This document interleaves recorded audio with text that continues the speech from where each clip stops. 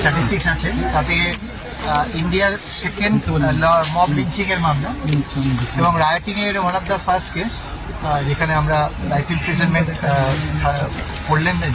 Award দিলেন সাহেব।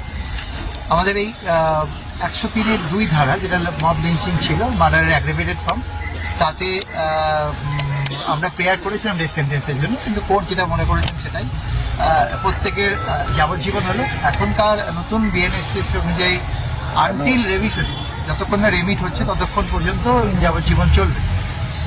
আর মানে আপার কোর্ট যতক্ষণ না রেমিট করছে, তার মানে এটাকে আমরা রিমাইন্ডার পিরিয়ড অফ লাইফও বলতে পারি, যতক্ষণ না হায়ার কোর্ট এটাকে রেমিট করবে। ডাকাতির জন্য সেই 10 বছর, হাউস ট্রেসপাস আর ইত্যাদি অফেন্সের জন্য 10 বছর, এবং রায়োটিং সেটার জন্য 5 বছর, এবং 5,000 করে ইচ প্রত্যেকটা সেকশনের জন্য দেওয়া হয়েছে, পেনাল্টি দেওয়া হয়েছে।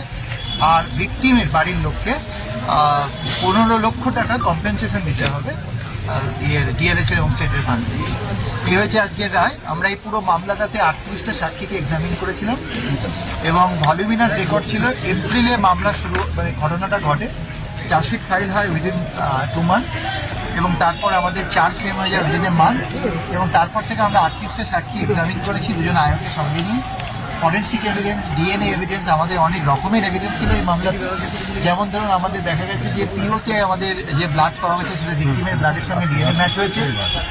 এবং আমাদের এই মামলাতে আমরা 5 জন আইউটনেসকে কোর্টে এনেছিলাম, এবং তারা ক্লিয়ারলি বলেছেন কীভাবে নৃশংসভাবে বাবার ছেলেকে খুন করা হয়েছে।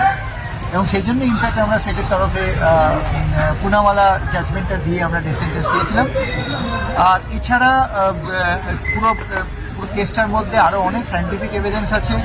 কিছু লোক ভয়ের মধ্যে হলেও তারা মোবাইলে কিছু ভিডিও ক্যাপচার করেছিল, এবং তার পাশে একটা সিসিটিভি ইনস্টলেশন ছিল যেখানে তার ওরা ছিঁড়েছিল, যেটা ভিডিওতে উঠেছে এবং টাইমের সময়। এবং সেখানে এদের আইডেন্টিফিকেশন ম্যাচ হয়েছে along with their death pattern. এরকমভাবে আমাদের বিভিন্ন রকমের সায়েন্টিফিক এভিডেন্স এসছে।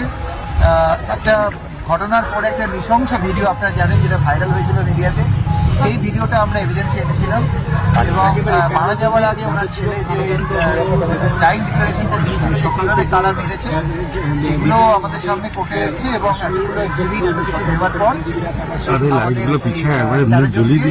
যাবজ্জীবন দেওয়া হলো, এবং 10 বছর করে আরও পানিশমেন্ট হলো ডাকাতি, ট্রেসপাসিং, এবং 5 বছর দেওয়া হলো আমাদের। আপনি আজকে বলার সময় উল্লেখ করছিলেন যে কেন বিরলতম হিসাবে এটাকে রাখা উচিত, এবং আপনি বলছিলেন যে সামাজিক প্রভাব এই মামলাটির ক্ষেত্রে রয়েছে এবং কোনো ধর্মীয় কারণে নয়, ক্রিমিনালটা ক্রিমিনালই হয়। আপনার কি মনে হলো জাজমেন্টে সেটা প্রতিফলিত হলো? দেখুন, আমি জাজমেন্ট এখনো পড়িনি, পড়ে দেখতে হবে। ডেফিনেটলি আমরা বলেছিলাম যে ক্রাইম ইজ ক্রাইম, ক্রাইমের কোনো ধর্ম হয় না, তো এটা একটা ক্রাইম। এবং এখানে ভারতবর্ষের এক্সাম্পল অনেকগুলো রয়েছে মব লিঞ্চিংয়ের, তাহলে এটা একটা ওয়ান অফ দ্য ইয়ে। এবং রায়োটিং কেস আমাদের যেটা প্রমাণ করা খুব কঠিন, আমরা এবার আমরা আমাদের পুরো কাজটাকে বিভিন্ন জাজমেন্টগুলো দিয়ে দাঁড় করেছি। এবার জাজমেন্ট তো আমাদের হাতে থাকে না, কিন্তু আমরা এটা বিচার করে দেখবো সরকারের তরফে আমাদের কী হয়, তারপর আমরা ডিসাইড করবো। তবে আমরা অবশ্যই এরকম নেই, কারণ আমাদের দুটোই অপশন খোলা ছিল, একটা হচ্ছে যাবজ্জীবন অথবা ডেথ। কিন্তু ডেথ সেন্টেন্স নিয়ে অনারেবল সুপ্রিম কোর্ট রিসেন্ট যত জাজমেন্ট দিচ্ছে, অর্থাৎ ডেথকে নেগেট করছেন, ডেথে যেতে বারণ করছেন, সেই জাজমেন্টগুলো সবসময় জুডিশিয়াল অফিসারদের মাথায় থাকে। এবং সেই কারণে সেগুলোকে সামনে রেখে আমি পুনাওয়ালা জাজমেন্টটাকে রিকোয়েস্ট করেছিলাম যে it's a case which is rarest one, because it's a case on mob lynching. তো এবং যেখানে পুনাওয়ালায় বলেছিল যে টাফেস্ট পানিশমেন্ট দেওয়ার কথা, সেটা আমরা সামনে রেখেছি।